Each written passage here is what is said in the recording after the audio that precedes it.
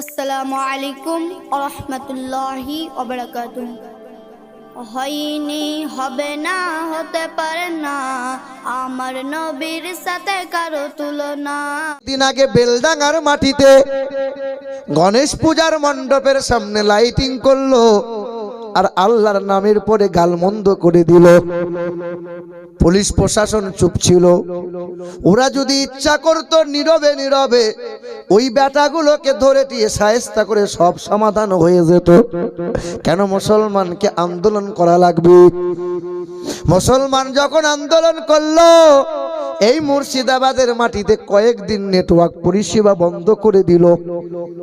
ও বাপ, আল্লাহকে গাল দেয়, নবীকে গাল দেয়, কোরআন নিয়ে কত অবমাননা করে দেয়, আর মুসলমান এখনো সবুর করে যায়। কোরআন বলে সবুর কর। মুসলমান সিংহের জাত, মুসলমান ঘুমিয়ে আছে, জঙ্গলের মধ্যে সিংহ ঘুমিয়ে আছে, আর ভেড়াগুলো নিয়ে সিংহের লেজ নিয়ে খেলা করছে। ভেড়াগুলো মনে মনে ভাবছে আমরা তো জঙ্গলের রাজা। ও ভেড়াগুলো জানে না সিংহর যখন ঘুম ভেঙে যাবে ভেড়া মেয়া বলার সুযোগ পাবে না। আল্লাহ পাক রব্বুল আলামিন জানিয়ে দেন, ওয়ালা তাহিনু ওয়ালা তাহজানু ওয়া আনতুমুল আ'লাউনা ইন কুনতুম মুমিনিন। দুঃখ তোমরা করিও না, সাহস তোমরা হারাইও না, বিজয়ের পতাকা একদিন তোমাদের হাতে উড়বে। কখনো মন খারাপ করিও না, তবে হ্যাঁ তোমরাই জয়লাভ করবে তোমরা যদি হও মুমিন আর মুমিনা। এ মুসলমান বাবারা, ভাইরা আমার, ও শোনাচ্ছেন বন্ধুরা, ওই বামন মানুষটার মনে মনে চিন্তা উদয় হলো, জমজমের পানি মানে এক নম্বর পানি, তবে ইসলাম নিয়ে একটু রিসার্চ করা লাগবে। ওই মানুষটা জ্ঞানী মানুষ, পণ্ডিত মানুষ, 12টা ভাষায় এমএ করা ব্যক্তিটা ইংরেজি অনুবাদ কিনলো কোরআনের অনুবাদ রিসার্চ করতে শুরু করলো, কোরআন পড়তে লাগলো। কোরআন পড়তে পড়তে মনের ভিতরে নবীর প্রেম উদয় হয়ে গেল।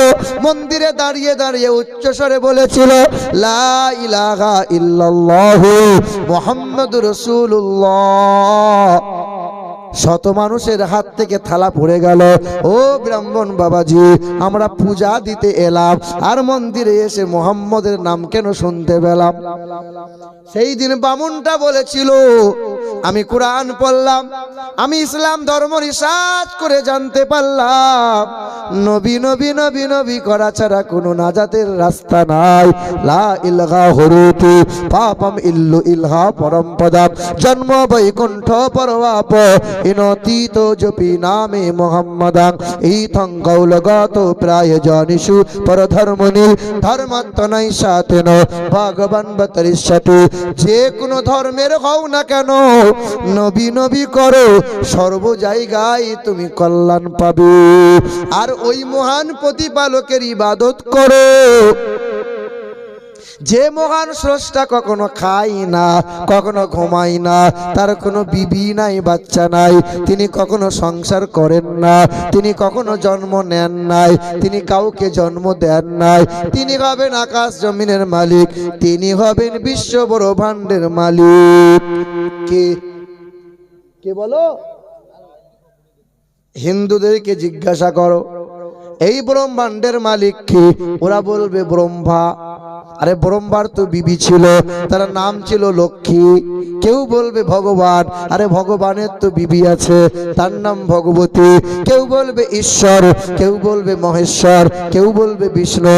আরে ওরা সংসার করেছিল। আমার আল্লাহ এমন একজন আল্লাহ যিনি কখনো খান না, ঘুমান না, সংসার করেন না, তার সমতুল্য সমকক্ষ কেউ হতে পারবে? তখন ওই মানুষগুলো মন্দির থেকে বার করে মারতে শুরু করলো। এত মারা মারে, এত মারা মারে, গোটা দেহে রক্তে লাল হয়ে গেল। রক্ত মাখা চেহারা নিয়ে কোরআনটা বুকে নিয়ে পা পা করে দরজার সামনে দাঁড়াইল। বাবার নাম ছিল মহান্তং প্রীতং দাসুদাস, মায়ের নাম ছিল ভানুমতি কর, বিবির নাম ছিল শ্রদ্ধা দেবী, একমাত্র কন্যা, কন্যার নাম ছিল অক্সফরা। সবাই অবাক হয়েছে দেখে। বাবা বলে, খোকা, অক্সফোর্ড বিশ্ববিদ্যালয় থেকে 12টা ভাষায় এমএ করালাম, ডক্টরেট করালাম, আজ রক্ত মাখা চেহারা নিয়ে দরজার সামনে কেন দাঁড়িয়ে?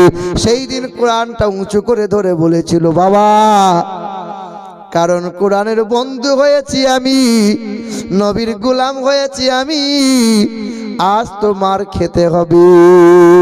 পৃথিবীর জমিনে সাহাবা যারা ছিল মার খেয়েছিল, রক্ত দিয়েছিল, জীবন দিয়েছিল তারা, অথচ নবীর প্রেম কখনো মিশতে দেয় নাই। সেই দিন বাবা অবাক নয়নে বলেছিল, খোকা, তুমি 12টা ভাষায় এমএ করা ব্যক্তি হয়ে কোরআন বুকে নিলে, কালেমাটা পড়ে নিলে, আমিও কালেমা পড়তে চাই।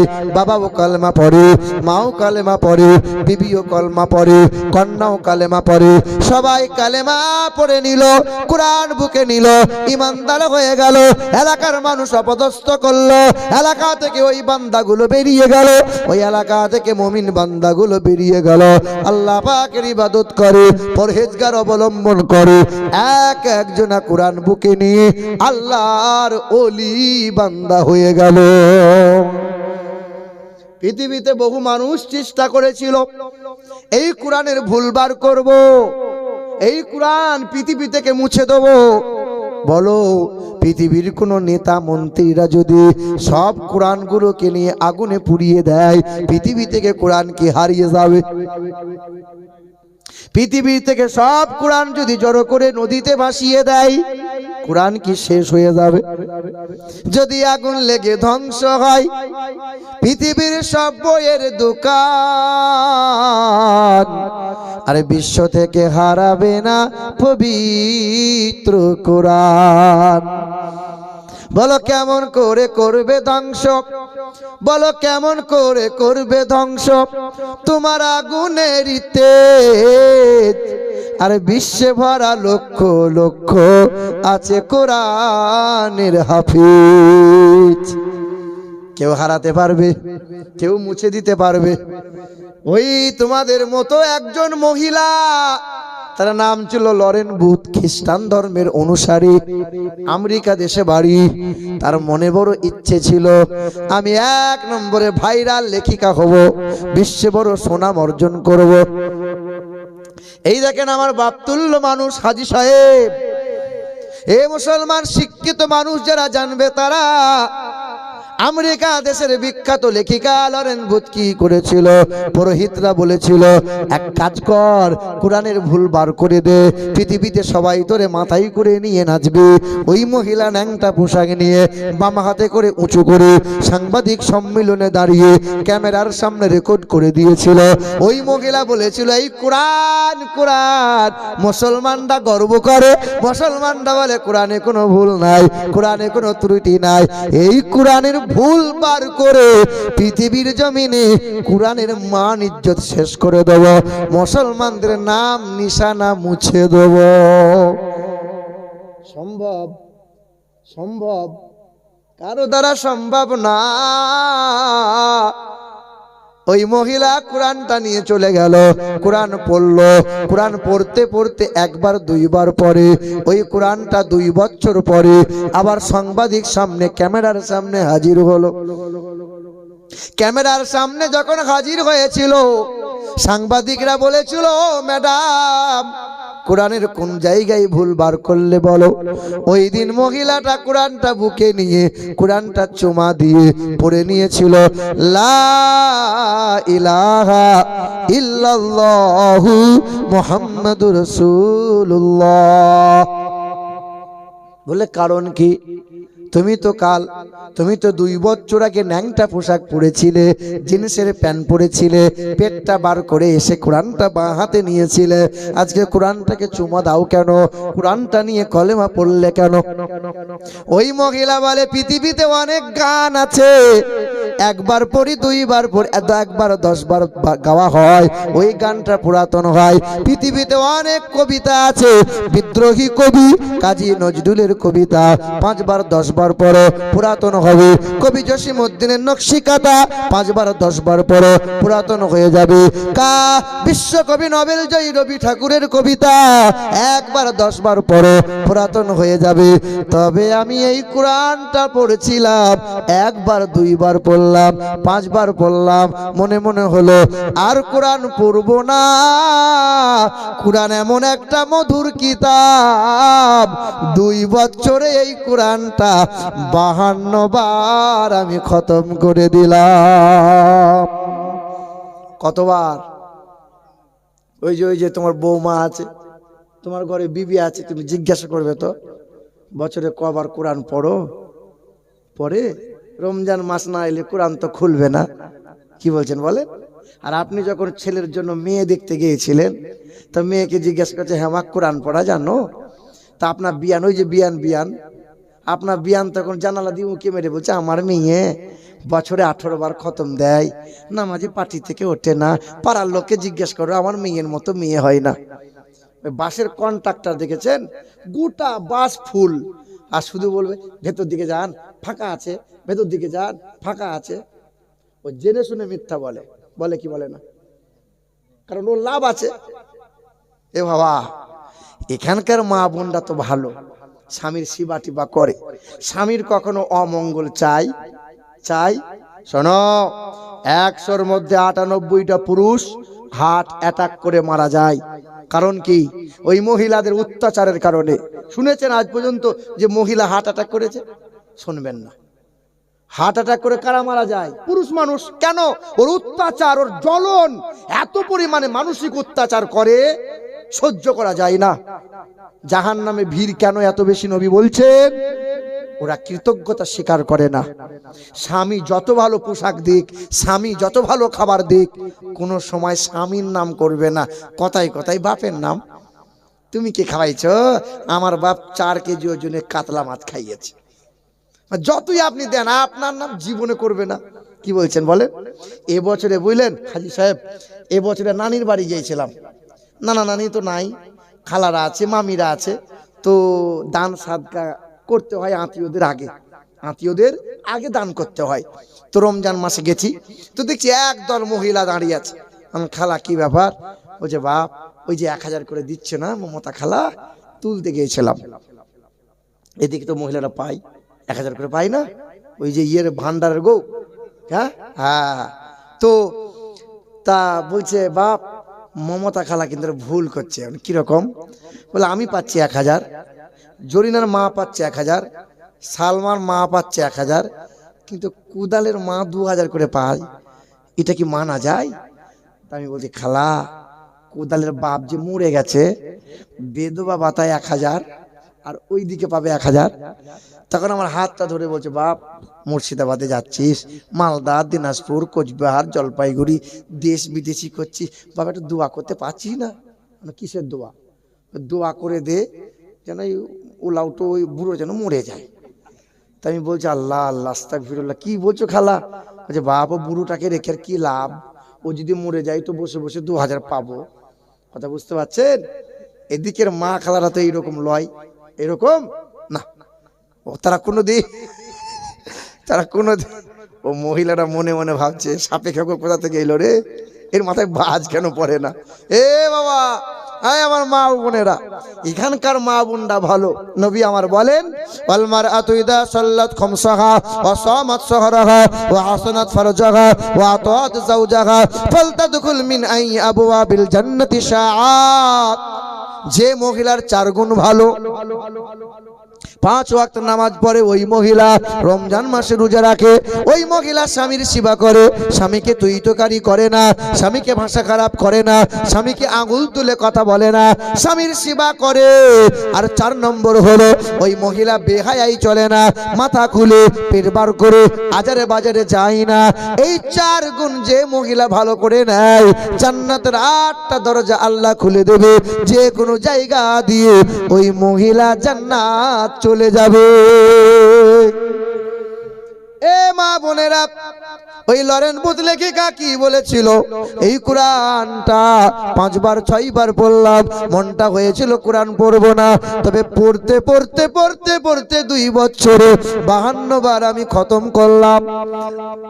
এই মহিলা বলেন, কোরআন পড়ে আমি জানতে পারলাম, নবীজির আদর্শের কথা জানতে পারলাম, নবীর চরিত্রের কথা জানতে পারলাম, ইসলামকে খুঁজে পেলাম, তাই তো আমি মুগ্ধ হয়ে গেলাম।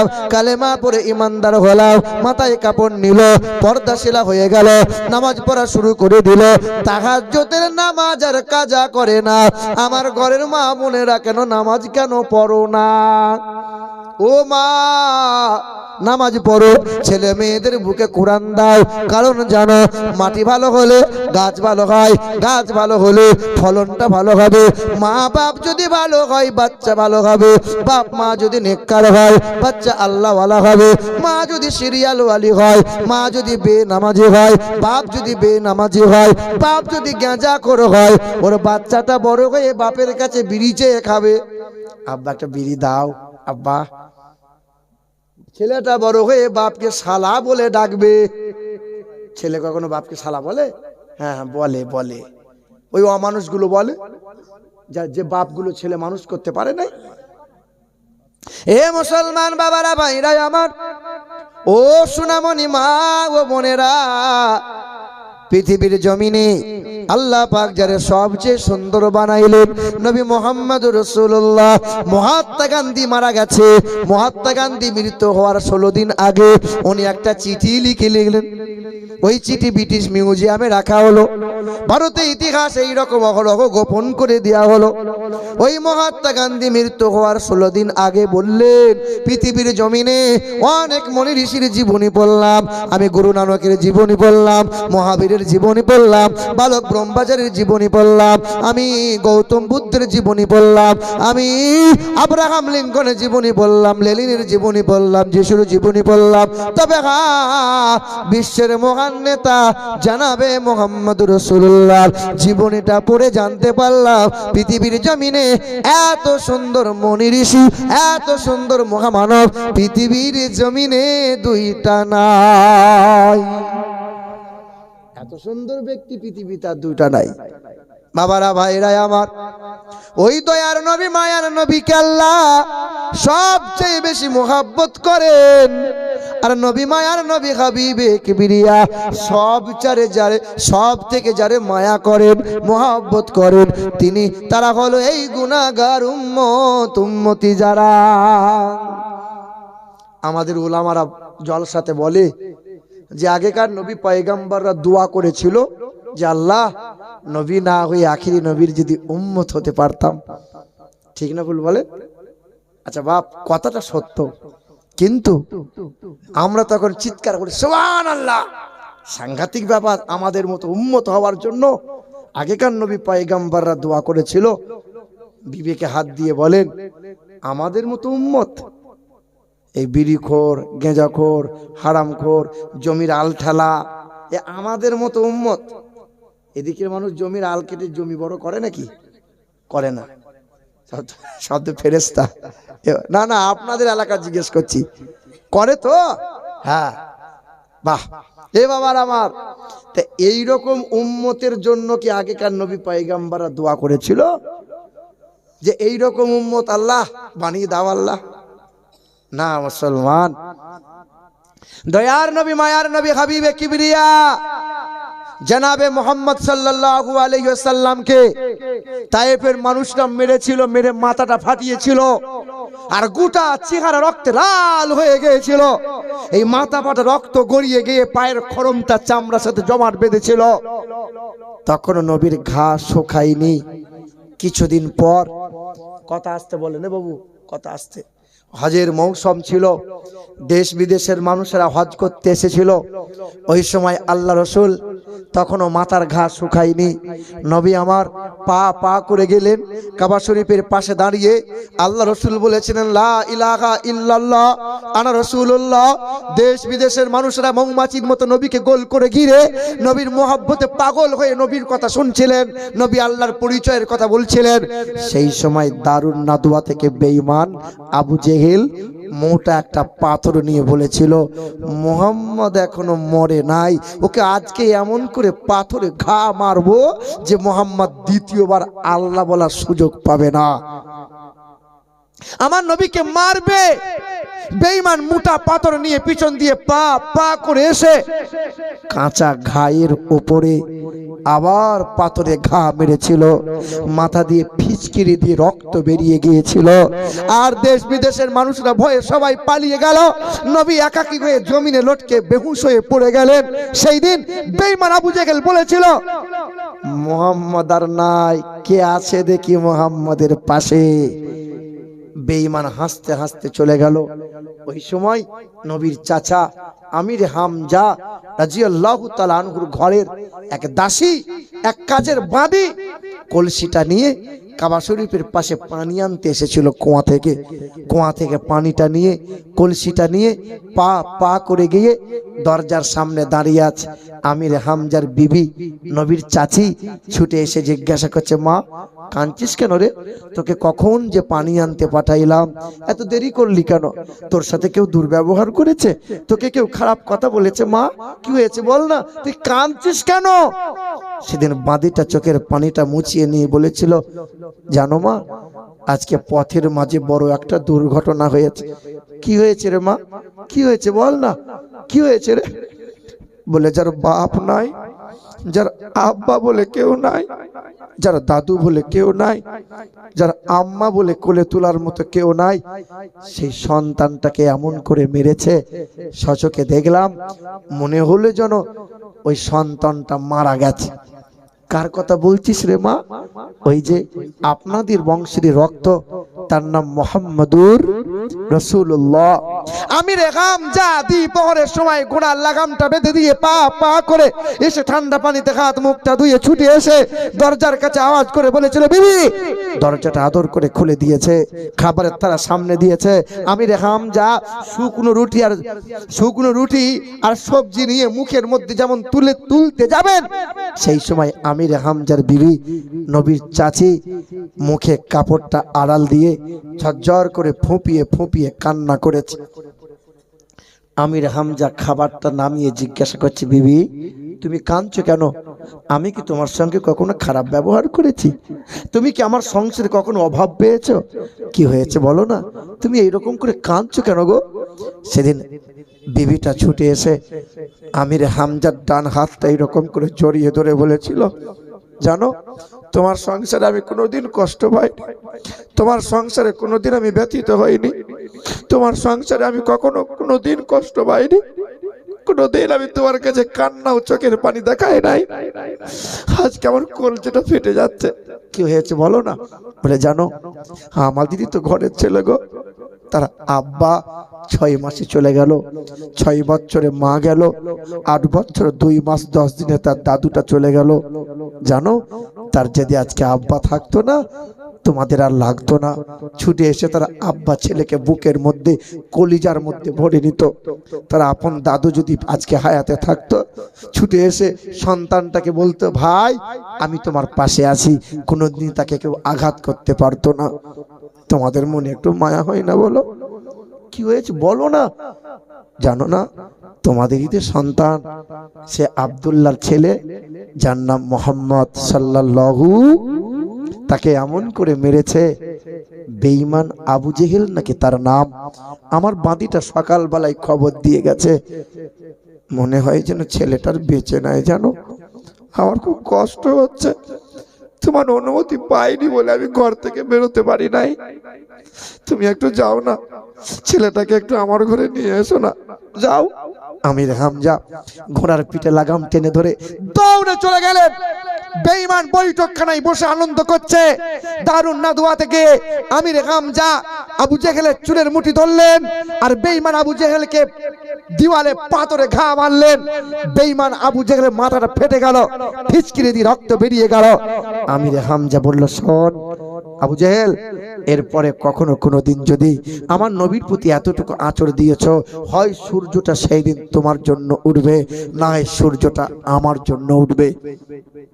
আমির হামজা ওয়ার্নিং দিয়ে পা পা করে ছুটে এসে আমার রাসূলকে খুঁজছেন।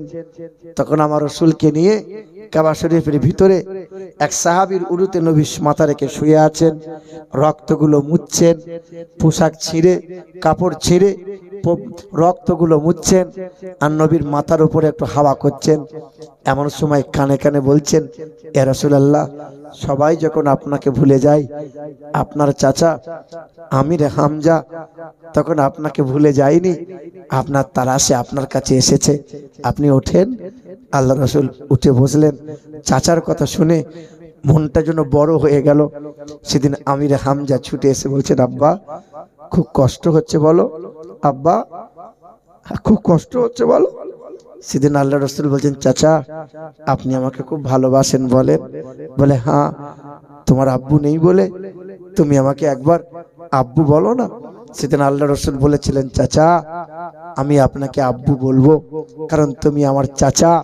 চাচা তুমি আমাকে এত ভালোবাসো যে বিবির চোখের পানি মুছিয়ে দেওয়ার জন্য ছুটে আমার কাছে এলে, আর বেঈমান আবু জেহেলকে মেরে তুমি আমাকে সান্ত্বনা দিতে এলে।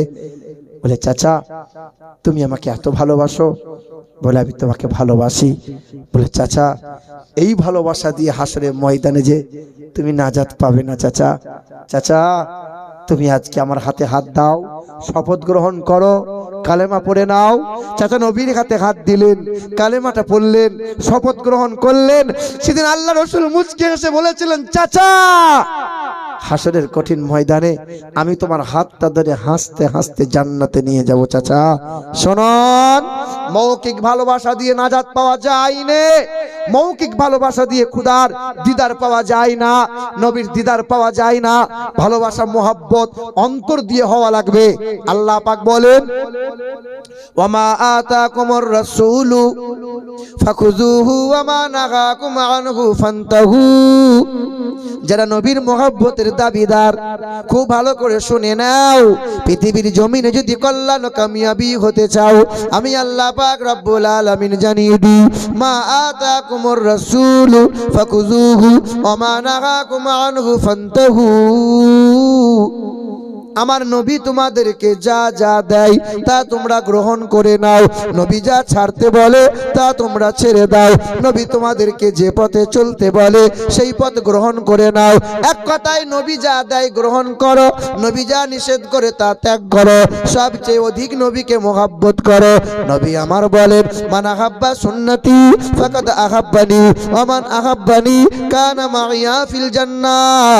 যে আমার সুন্নতকে ভালোবাসে, আমি যেমন করে খেতে বলেছি উম্মত তেমন করে খাবার খায়, আমি যেমন করে শুতে বলেছি উম্মত তেমন করে শোয়, আমি যেমন করে হাসতে বলেছি উম্মত তেমন করে হাসে, আমি যেমন বাপ মাকে ভালোবাসতে বলেছি উম্মত তেমন করে বাপ মাকে ভালোবাসে, আমি যেমন করে ভাই বোনের সাথে সম্পর্ক রাখতে বলেছি উম্মত তেমন করে ভালোবাসে, আমি যেমন করে বাথরুম যেতে বলেছি উম্মত তেমন করে যাই, আমি যেমন করে মসজিদ যেতে বলেছি উম্মত তেমন করে যাই। এক কথায় যারা আমার সুন্নতকে মোহাব্বত করে ওই মানুষগুলো আমাকে মোহাব্বত করে, আর আমাকে যারা মোহাব্বত করে ওই মোহাব্বতে ওই ভালোবাসার মানুষের হাতটা ধরে হাসরের কঠিন ময়দানে আমি হাসতে হাসতে জান্নাতে নিয়ে যাব। হে মুসলমান বাবারা ভাইরা আমার, ওই যে বেঈমান আবু জেহেল, আবু জেহেলের নামটা আসলেই তার আবু জেহেল নাম ছিল না কর্মদোষে নাম হয়েছিল আবু জেহেল? কি নাম ছিল তার? আবু জেহেল নামটা কর্মদোষে না আসল নাম? কর্মদোষে। তাহলে আসল নামটা কি বাপ? আবুল আবুল আবুল হাকাম। কি নাম? আবুল মানে জ্ঞানের পিতা, জ্ঞানের পিতা। আবু জেহেলের বাড়িটা কাবা শরীফ থেকে অনেক দূরে ছিল না কাছে ছিল? কাছে ছিল। হাজী সাহেবরা জানে এখন পেশাব করে আসে বাড়িতে। এ বাবা, আবু জেহেল কোরআন শুনেছিল না শুনে নাই? শুনেছিল। আবু জেহেল নবীকে দেখেছিল না দেখে নাই? দেখেছিল। আবু জেহেল মক্কা নগরীর এত বড় পণ্ডিত, এত বড় সাহিত্যিক ছিল যে কথায় কথায় কবিতা বানাতো, কথায় কথায় শব্দ তৈরি করতে পারতো। আবু জেহেল জ্ঞানের পিতা, নাম তার বড় সুন্দর ছিল। কোরআনের মতো কিতাবকে যখন বুকে আঁকড়ে নিতে পারলো না, নবীর মতো এত বড় বিশ্বের মহান নেতাকে যখন সুনজরে মানে অন্তরে মেনে নিতে পারলো না, তার নবী বলছেন ও আবার কিসের জ্ঞানের পিতা, ও তো মূর্খের পিতা, ওর নাম আবু জেহেল। আমাদের এলাকায় কত ভালো ভালো নাম আছে, কারো নাম কুদরতুল্লাহ, কারো নাম রহমতুল্লাহ, কারো নাম কুরবান, কারো নাম ইরান, কারো নাম সুরমান, কারো নাম আরমান। নাম সাংঘাতিক, দাঁত ছাড়িয়ে যাবে। এ বাবা, নাম এত ভালো ভালো, কর্মগুলো একটু তাকিয়ে দেখো। আবু জেহেলের মতো হয়নি তো সব। আবু জেহেলের নাম তো খুব ভালো ছিল, কর্মদেশে তো আবু জেহেল হলো। মুসলমান, কর্মগুলো তো সুন্দর করা লাগবে, ঠিক কিনা বলেন? মুসলমান, দয়ার রসুল আমার মায়ার নবীর বয়স তখন 61 বছর ছিল। আম্মা জান আয়েশার ঘরে বসেছিলেন কাঠের চৌকির ওপর। আপনি শোনেন, শেষ সময়ে কি আপনাকে শোনাচ্ছি, আপনি দেখেন।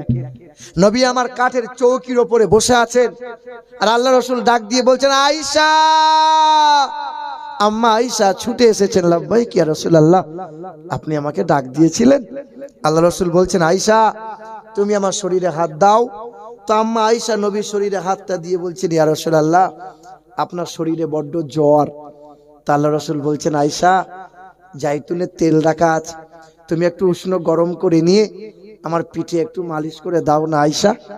আম্মা আয়েশা দৌড়ে গেলেন, আর জাইতুনের তেলটা উষ্ণ গরম করে নিয়ে নবীর পিঠের কাছে দাঁড়াইয়ে বলছেন ইয়া রাসূলুল্লাহ, আপনি পিঠের কাপড়টা তুলে ধরেন, আপনার পিঠে একটু তেল মালিশ করে দিই। আম্মা আয়েশা ডান হাতে করে তেলটা নিয়েছিলেন, আমার নবী পিঠের কাপড়টা তুলে ধরে আছেন, আর আম্মা আয়েশা তেলটা নিয়ে পিঠে লাগাতে যাবেন। ডান হাতটা গুটিয়ে নিয়ে চোখটা চোরক গাছ হয়ে কাতর কণ্ঠে রসুলকে বলছেন, আল্লাহ রসুল, কতদিন হলো আপনার সাথে সংসার করছি নবী, আপনি আমাকে কোনোদিন পিঠ দেখান নাই। হে আল্লাহ রসুল, কতদিন হলো, আজকে তেল লাগানোর সুযোগ পেলাম বলে আজকে পিঠ মুবারকটা দেখতে পাচ্ছি।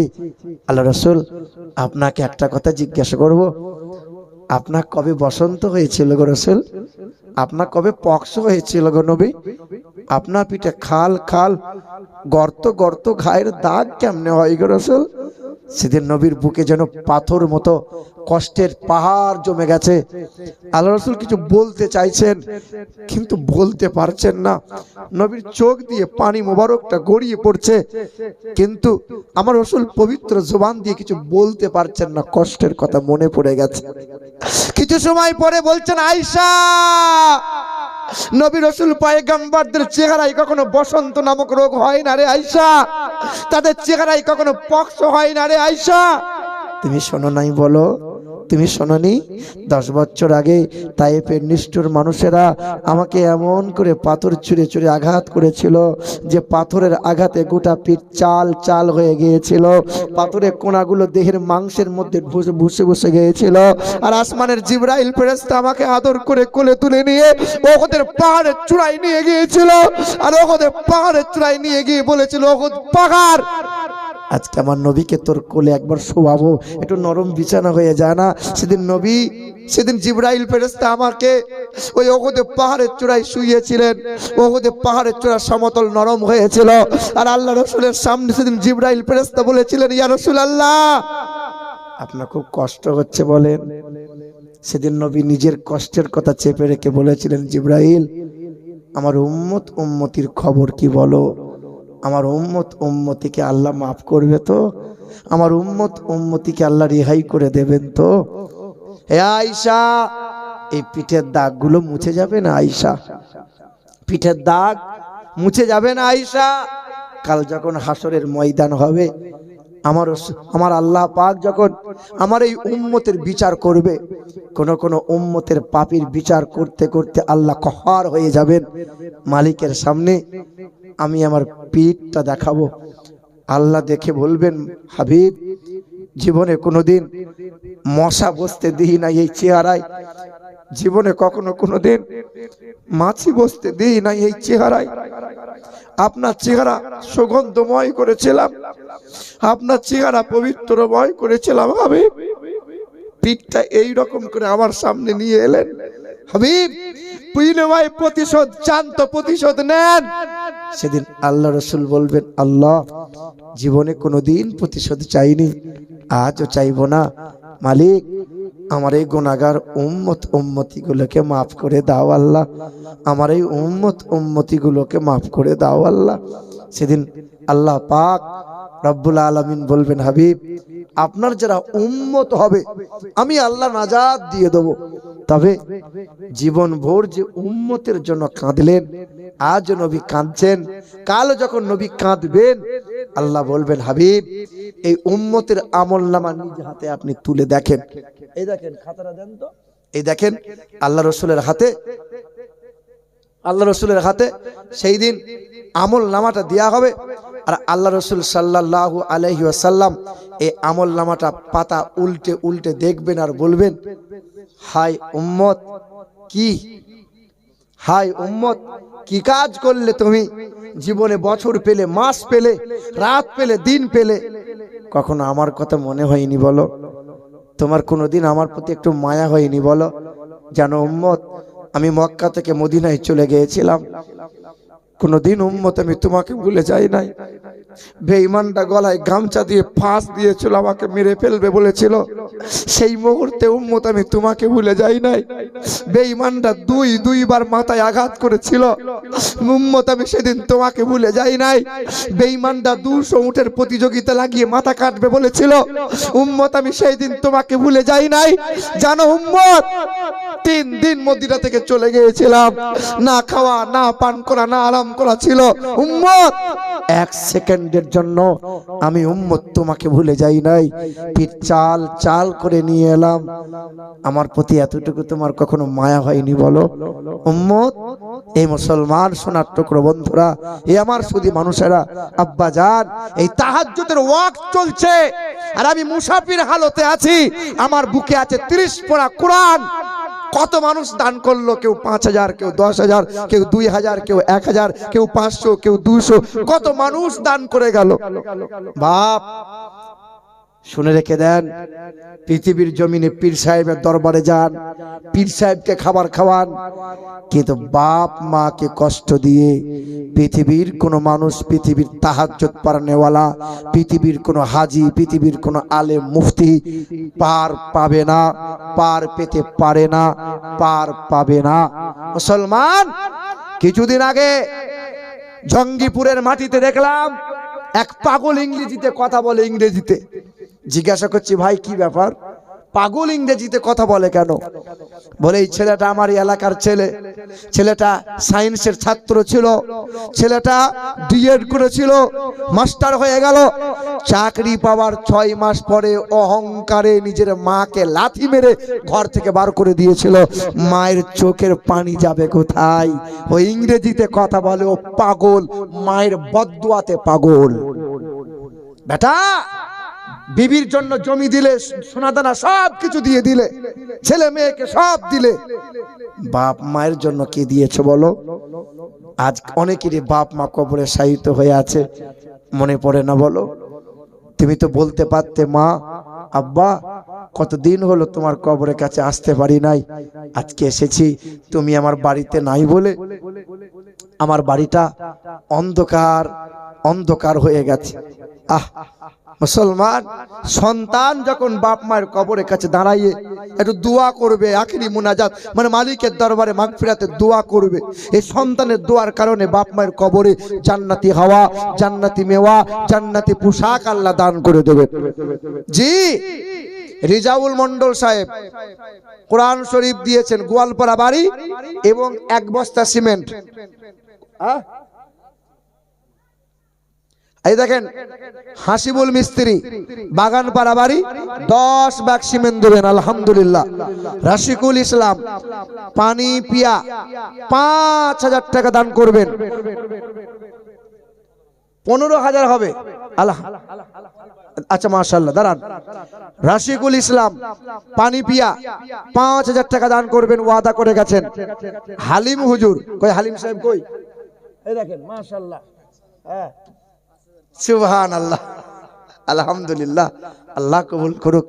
শুধু মানুষ বলে মৌলবীরা পরের পাই দেয় না, ওরা দান করে না। এই দেখেন মৌলবী সাহেবের বেতন কত, কিন্তু নেক বাপের নেক সন্তান, বাপ মায়ের মুখ উজ্জ্বল করনেওয়ালা মৌলানা আব্দুল হালিম সাহেব। শুধু হালিম লিখলে হবে না, আব্দুল হালিম সাহেব উনি লিখেছেন 1000 টাকা।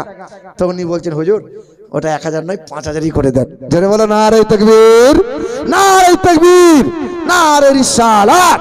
মাদ্রাসার শিক্ষক আব্দুল হালিম সাহেব 5000 টাকার দাতা, বলো মারহাবা, সুবহানাল্লাহ। এই দেখেন হুমায়ুন সাহেব দেবেন, হুমায়ুন সাহেব দেবেন। এ শোনেন না, আমি জানি তো, হুমায়ুন সাহেব দেবে 15,000 টাকা। কিন্তু বাপ আমি একটা কথা বলবো, হুমায়ুন বাবু অল্প বয়স, দেখতেও সুন্দর, চেহারা যেমন, মনও সুন্দর। বাপ মায়ের দোয়াতে আল্লাহ দিয়েছে, হয়েছে বাপ মায়ের দোয়াতেই তো। বাবু 15 বিজোড় করিয়েন না, মায়ের জন্য 10 করেন আর আব্বার জন্য 10 করে দেন। হ্যাঁ হবে ইনশাল্লাহ। বাপ মায়ের জন্য দেবে, যার দোয়ার বরকতে হয়েছে, বাকি থাকলো পরে দিয়ে দেবে। হুমায়ুন বাবু ওই তো দেয়, ওদের দেওয়াতেই তো হচ্ছে। না না, জোর সংখ্যা করে দেন। নারে তাকবীর, নারে তাকবীর, নারে রিসালাত। 20,000 টাকার দাতা বলে জিন্দাবাদ। এই দেখেন হুমায়ুন বাবু আব্বার জন্য 10,000, মায়ের জন্য 10,000। আল্লাহ বাপ মাকে শিফা রেখো, আল্লাহ হায়াতে দারাজ করো, আল্লাহ সুস্থ রেখো। নেক বাপের নেক সন্তান, আল্লাহ চাকরি পেয়েছে, তাই তো ও অন্যদের মতো মুনাফিক হয়ে যায় নাই, অন্যদের মতো কমজুস হয়ে যায় নাই। আল্লাহ দিয়েছে, হৃদয় খুলে দান করেছে। হ্যাঁ, সমাজসেবী ছেলে, আলহামদুলিল্লাহ। এই দেখেন আমাদের মাশাআল্লাহ, আমাদের মাফিকুল সাহেব, আমাদের এখন মাশাআল্লাহ ওয়াজ নসিহত ভালো করছে, ইউটিউবে ফেসবুকে দেখছে, আলহামদুলিল্লাহ খুব চলছে। হ্যাঁ এ বাবা, আমাদের মাফিকুল সাহেব, মাওলানা মুফতি মাফিকুল সাহেব, উনি দিয়েছেন 2000। তা হুমায়ুনের কাছে যদি আবদার করা যায়, 3 দিয়েছেন, তা আমার কাছে 2 দিলেন, আর 2 করে দেন, 4000। আলহামদুলিল্লাহ, নারে তাকবীর, নারে তাকবীর, নারে রিসালাত। আমাদের মাফিকুল হুজুর সাহেব বলে জিন্দাবাদ। এই দেখেন আমার কাছে 4000, আর আগে দিয়েছেন 3000, হলো কত? জাহান্নামের দরজা কয়টা? 7টা। আল্লাহ কবুল করুক, 7টা জাহান্নামের দরজা তার বাপ মায়ের জন্য বন্ধ করে দিক। চলে বলুন আল্লাহুম্মা আমিন। এই দেখেন